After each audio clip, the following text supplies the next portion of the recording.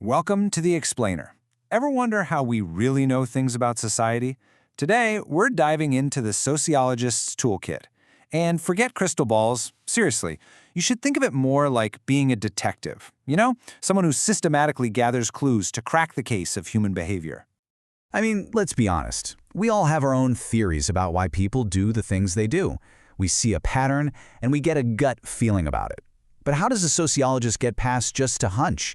How do they actually separate everyday, common sense from solid, hard evidence? Well, it all starts with this one simple but really powerful shift in thinking. Instead of just accepting a common sense statement as a fact, a sociologist treats it as a question. So a statement like, "Poverty makes people steal," becomes a hypothesis, something that actually needs to be tested. And that right there, that's the foundation for the entire investigation. So, just like any good detective, a sociologist's first job is to find clues. In the world of sociology, we just call these clues data. And these sociological clues really come in two main flavors. First, you've got your quantitative data. That's the number stuff.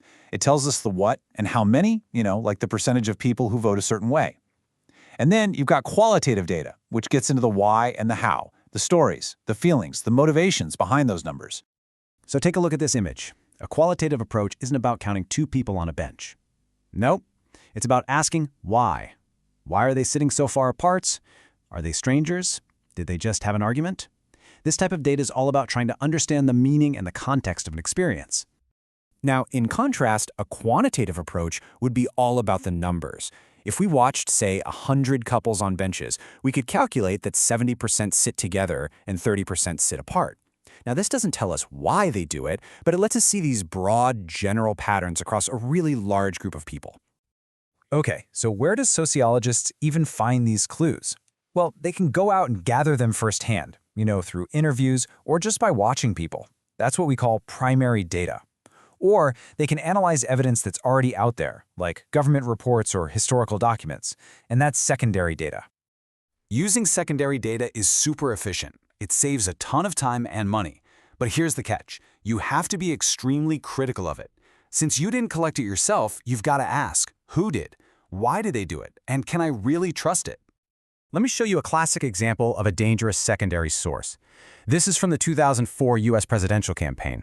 This photo popped up online, and it appeared to show the candidate John Kerry on stage with Jane Fonda, who was a really controversial figure. For his campaign, this image was, it was political poison.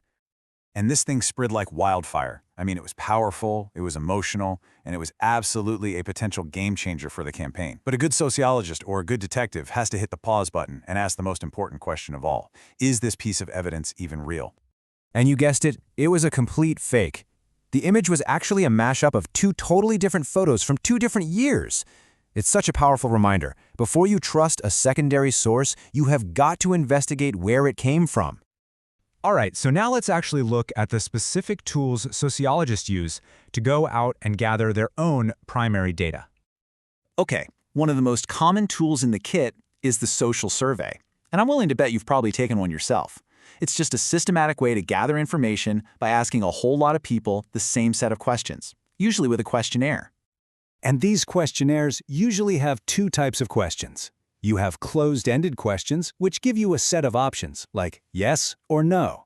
They are perfect for generating quantitative data that's super easy to count. Then you have open-ended questions, which lets you answer in your own words. And that's where researchers get those richer, more detailed, qualitative answers.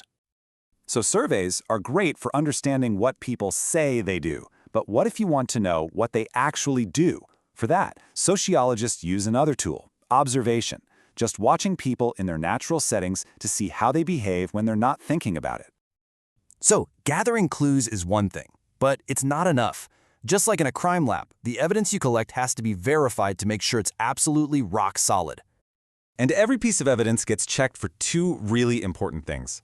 First is reliability. That's all about consistency. If another detective ran the same test, would they get the same result? And second is validity. That's about truthfulness. Is this evidence actually measuring what we think it's measuring? Here's a really simple way to think about reliability. A researcher might ask for your age, and then later in the same survey, ask for your date of birth. If the answers to those two questions don't line up, boom, your data is unreliable. It's like a built-in consistency check.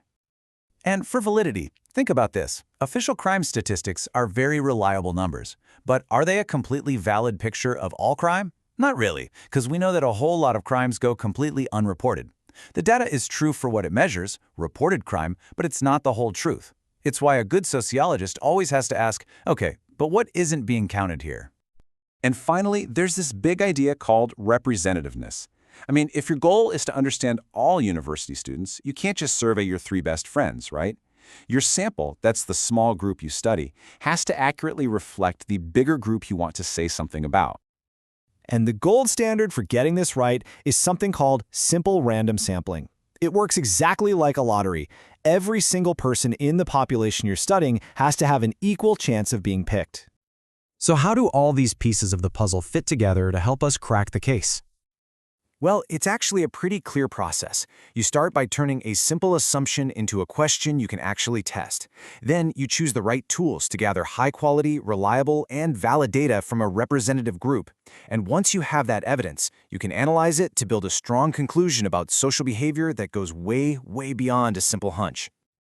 You see, this toolkit gives you more than just facts. It gives you a whole new way of seeing the world. It helps you move from just accepting simple answers to asking really powerful questions. So the next time you hear a common sense truth, you'll know exactly how to put it to the test. Thanks for joining this explainer.